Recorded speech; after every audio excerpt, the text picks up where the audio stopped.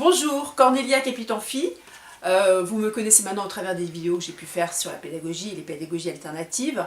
Mais aujourd'hui, je voudrais pointer du doigt sur un sujet que j'entends trop fréquemment à mon sens, c'est le stress. Le stress des enfants en particulier. Si à la question que je peux poser moi aux parents, comment va votre enfant à l'école, et qu'on me dise mon enfant est super épanoui, il adore, il apprend, il est heureux, il est en connexion avec plein de choses. Là, je me dis, ah, enfin un enfant qui est vraiment à sa place.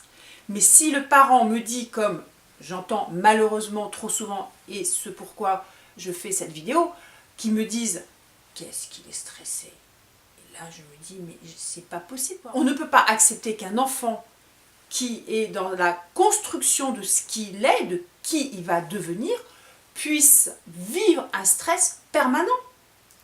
Comment fait-on pour qu'un enfant puisse devenir un adulte libre, indépendant, heureux, avec un peu d'esprit critique, mais surtout avec un équilibre personnel et savoir qui il est? Est-ce que le stress permet de savoir aux enfants qui ils sont? C'est la question que je pose. Le stress coupe, c'est reconnu par les neurosciences. Le stress, c'est un inhibiteur de plein de choses. On ne peut pas aller vers quelque chose d'une découverte de soi si on est stressé. Ça coupe toutes les émotions, ça coupe toutes les envies, ça coupe de tout.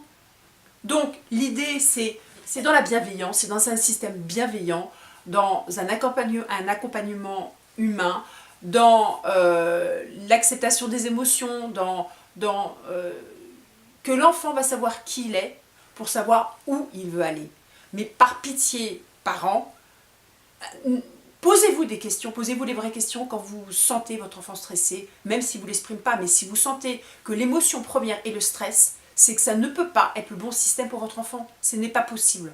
C'est incompatible avec un développement psychologique épanouissant pour votre enfant.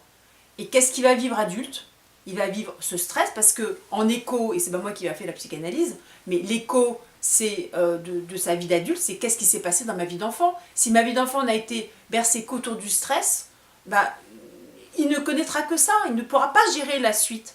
Et plus un enfant est stressé, et ça c'est moi qui le dis de façon complètement, c'est un libre arbitre que je m'accorde, c'est plus un enfant sera stressé, moins il aura la possibilité de gérer le stress plus tard, plus on verra des adultes sous Prozac ou sous antidépresseurs, parce qu'à un moment, un enfant qui n'est pas capable, à qui on n'a pas donné sa confiance et sa structure forte interne, ne peut pas être un adulte qui gère aussi son stress, parce qu'il y a du stress partout.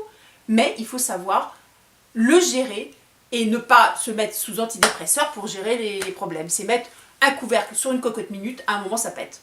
Donc moi je vous invite parents, pour éviter les pétages de cocotte minute de vos enfants bien plus tard, en tant qu'adultes, voire même en tant que parents, préservez-les et s'il vous plaît, trouvez un système qui leur permette d'être heureux, épanouis et qui soit en connexion avec eux-mêmes et ce qu'ils veulent devenir d'eux.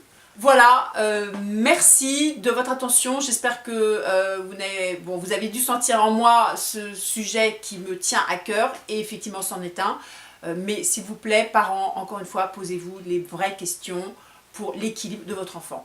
Voilà, merci à vous et à très vite pour de prochaines vidéos et sur de nouveaux thèmes sur la pédagogie. Merci, au revoir.